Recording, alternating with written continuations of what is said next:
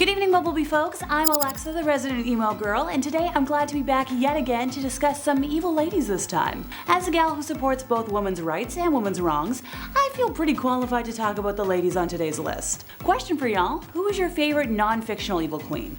I feel like I had to be specific or else I'd be right there screaming about the queen from Snow White. Anywho, let me know in the comments, and welcome to the top 10 disturbing acts performed by evil queens. Number 10, Mary I. So this is a ruler who could have reserved a place in common history as the first woman ever to be, the Queen of England. Instead, she is mostly remembered as Bloody Mary, a name she acquired because of her staunch and violent opposition to the Reformation. Look, the interwebs don't like the B word, so I had to spell it out. So I'm hoping you figured out what I was trying to say. The most controversial part of her reign was her religious policy. Despite promises a month into her rise to the throne that she would not pursue forced conversion of Protestants, Mary had leading Protestant churchmen imprisoned. She sought to reaffirm papal jurisdiction over England, and when the deal with Rome succeeded, the Heresy Acts were reinstated, which allowed for the burning of heretics. This sent a wave of fear through England, and around 800 Protestant nobles immediately fled the country. I wonder why. In February of 1555, the executions began. Protestant Archbishop Thomas Cranmer was forced to watch the bishops Nicholas Ridley and Hugh Latimer being burned at the stake. Cranmer repented his Protestant faith, and technically, under law, he should have been absolved as a repentant, but Mary refused to accept his absolution and had him burned at the stake as well, just to, set an example, or for funsies. By the end of her terror, Mary had almost 300 people executed, most of them by burning at the stake simply for the crime of being Protestant. Her reign was relatively short, lasting a little over 5 years, since she passed in 1558 from either ovarian cysts or ovarian cancer and was succeeded by Elizabeth I. Number 9, Wu Zetian. Look, I know I said in the title of today that I'd be talking about evil queens, but I support all women's wrongs. And rulers in other countries tend to have different titles to their equivalent of queens. So Wu was born to a relatively wealthy family and had extremely progressive parents, becoming well versed in a wide range of subjects including writing, music, literature, and perhaps most importantly, politics and governmental affairs. By the age of 14, Wu was summoned to the imperial palace to become a concubine of Emperor Taizong. After his passing, the newly anointed Emperor Li Zi, the youngest son of the late emperor, who became Emperor Gaozong, brought Wu to the imperial court to be his own concubine. I'm not going to unpack that. In 654, Wu bore a daughter, but shortly after the birth, it passed, with evidence showing strangulation. So Wu accused Empress Wang of the death, and Wang lost favor with the emperor. The most popular theory is that Wu actually did the act to her own daughter. So thereafter, the emperor conferred with his chancellors and, despite opposition, demoted Wang, having her imprisoned, and promoted Wu to empress. Later on, the emperor considered having Wang released, but Wu had her executed upon hearing this, because, can't have any witnesses. Upon her accession to the throne, Wu began targeting officials who had opposed her rise to power, having them arrested and imprisoned, exiled, forced to take their own lives, or executed. In 664, she accused several officials of witchcraft and had them executed as well, and their families became slaves within the imperial palace. In another incident, she killed her niece with poison, accused 2 others of the death, and executed them. She eventually passed after repeated bouts with illness, so nothing nefarious there. Number 8, Isabella of Castile. So when Isabella was born on the 22nd of April in 1451, there was little chance she would ever become monarch of Castile, as she was very far removed from the direct royal lineage.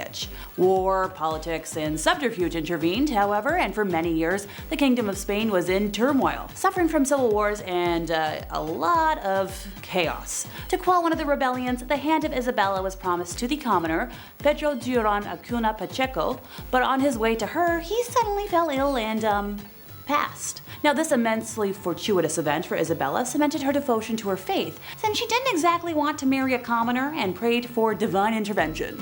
Her marriage to Ferdinand, heir to the thrones of Castile and Aragon, cemented her future power.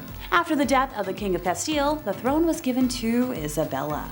Her cruelty is recognized in the treatment of non-Christians, which led to the formation of the Spanish Inquisition, known for its extreme brutality and torture of mostly Jewish and Muslim folks. Isabella waged war on the Kingdom of Granada, the last Muslim kingdom in Spain, and the last piece to fall in the Spanish Reconquista. While some may see it as the liberation of Spain, for many others it was open genocide. By the time Granada was annexed, 100,000 Muslims were either dead or enslaved. Number 7. Catherine de' Medici. I'm chuckling, but I'm glad my obsession with rain in high school is about to come in handy. So serving as the Queen of France from 1547 to 1559, Catherine had enormous political sway over her sons, the French kings Francis II, Charles IX, and Henry III. They reigned through the French wars of religion and faced problems with a group of Calvinist Protestants called the Huguenots. It is widely believed by historians that Catherine attempted to have their leader, Gaspard II de Coligny, assassinated. The attempt failed, and fearing retaliation from the most powerful folks in power, Catherine planned to kill them all before they could take action. The result was the St. Bartholomew's Day massacre, which resulted in the deaths of between 5,000 to 30,000 Huguenots. Number 6. Lady Elizabeth Bathory. Born in 1560 on a family estate in royal Hungary, Elizabeth was of noble lineage and privileged with education, wealth, and a lofty social rank. Her first taste of the morbidly bizarre was introduced to her during the early years of her life, when she suffered seizures which might have been epilepsy. Treatment at the time for such bouts included feeding the patient human redness and bits of skull from a non-sufferer. She bore witness to brutal punishments and executions carried out by her father's officers and was influenced by family members involved with Satanism and witchcraft. When she was barely in the double digits of age, Elizabeth was engaged to Count Ferenc Nadasdy, who she later married. Her husband spent much of his time away from home fighting the Ottomans, leaving Elizabeth to run the estate. Her sadism became more pronounced as time wore on, and upon the death of her husband in 1601, her vicious crimes escalated. Most of her victims were girls around the age of the time she got married, and were usually the daughters of lesser gentry who had been sent to court to learn etiquette. Her favorite punishment methods including using pins to stick under her victims' fingernails and covering her victims in honey and leaving them out to be eaten by ants and other insects. Other methods included whipping her victims with nettles and frequently burning body parts, especially genitalia. After burning her victims, she would dump them in icy water. Many of them were punished to the point of death, some of whom were buried in unmarked locations, and some sources even claim she engaged in people munching, making that her darkest secret. Elizabeth and a few of her servants were eventually arrested in 1610, and her accomplices were put on trial in 1611. With over 300 witness accounts and numerous testimonials, a guilty verdict was assured. A servant girl who claims to have seen evidence in Elizabeth's private books stated that her victims were around 650 folks. The accomplices were sentenced to death, and Elizabeth was confined to a bricked-up room with slits for air and delivery of food. She was found dead a couple years later. Number 5. Marie Antoinette. So France's queen between 1774 and 1792 was Marie Antoinette, who was, the last queen before the French Revolution. She had quite the reputation for splurging on expensive things and found herself in quite a few scandals. One in particular was the affair of the diamond necklace. So Countess de la Motte, a young lady, pretended to be the queen's friend and entered the French court in 1785.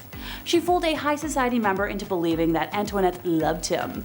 She even hired a body-selling worker and disguised her as the queen and convinced the man that Marie wanted to purchase a diamond necklace. The jewelry cost around 1,600,000 livres then, which is almost $12 million today. The money was never paid, and the queen had no clue about what had taken place. But even though she was innocent, the public still despised her. Granted, she's mostly known for her infamous dialogue. When French subjects could not afford bread, she said, "Let them eat cake," which fueled the French Revolution and ultimately led to her execution.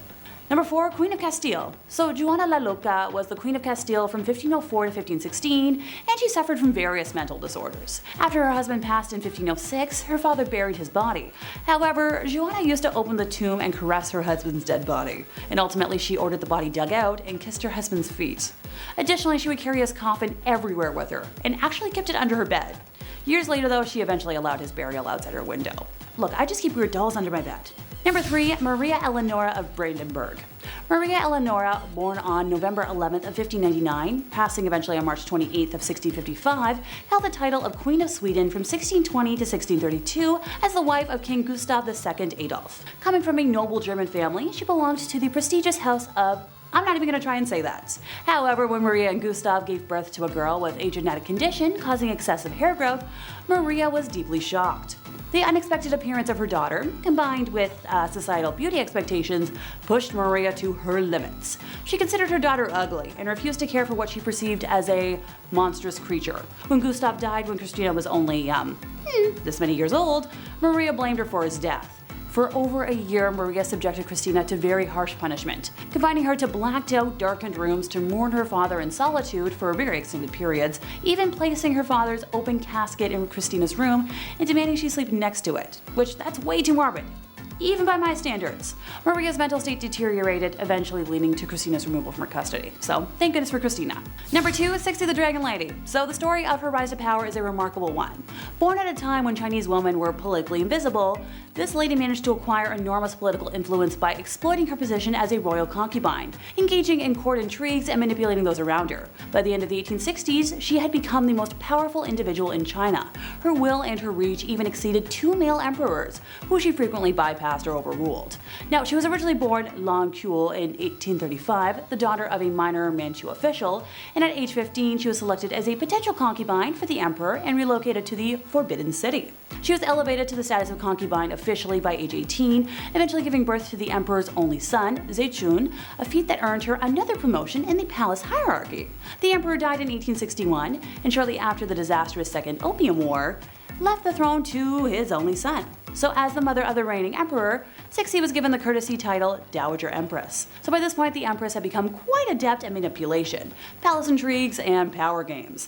Through forged evidence and false testimony, she engineered the arrest of the 8 ministers, 3 of whom were later executed. With the regency council gone, the empress became the de facto regent for the duration of her son's reign, until his early death from smallpox in 1875. The empress was instrumental in the succession, choosing her young nephew Zeitan, who was crowned as emperor. So once again, this Dowager Empress acted as regent to the infant emperor, this time in a more formal capacity. 12 years into the young emperor's reign, our empress moved to the summer palace in Beijing, and surrounded by a network of informants and advisors, doted on by loyalists and conservatives in the bureaucracy and military, she continued to exert enormous influence on appointments, policies, and matters of state. Stories of the empress's extravagance are prevalent, since it has been claimed that she regularly increased her personal and food allowances, that she withdrew gold and silver from dwindling national reserves, and spirited millions of pounds offshore into bank accounts in London. Other tales of her exorbitant spending include her decision to spend 10 million silver taels, some set aside to rebuild the Chinese Navy, on the renovation of one of her palaces. Another rumor claims that 3,000 ebony boxes were needed to restore her jewelry collection. Number 1, Agrippina the Younger. So Julia Agrippina, also referred to as Agrippina the Younger, was a Roman empress from 49 to 54 AD, the 4th wife and niece of Emperor Claudius and the mother of Nero. After the death of her first husband, Agrippina tried to make shameless advances to the future emperor Galba, who showed no interest in her and was devoted to his wife. On one occasion, Galba's mother-in-law gave Agrippina a public reprimand and a slap in the face before a whole bevy of married women. She was one of the most prominent women in the Julio-Claudian dynasty, functioning as a behind-the-scenes advisor in the affairs of the Roman state via, the powerful political ties. She maneuvered her son Nero into the line of succession, and Claudius became aware of her plotting, but died in 54, and it was rumored that Agrippina poisoned him. She exerted a commanding influence in the early years of Nero's reign, but in 59 she was killed. Both ancient and modern sources describe Agrippina's personality as ruthless, ambitious, violent, and domineering. And that brings us to the end of our time, and I'm glad that, even though I'm part vampire queen, I just bully people. I swear I don't execute folks for fun, and not just because I'm not allowed to. Draining people of their redness, though? Hell, that's another story. If you enjoyed my ramblings today, could you help us out by giving this video a like, subscribing if you aren't already, hit the bell for more, and I'll see y'all next time I buzz in over here at Bumblebee.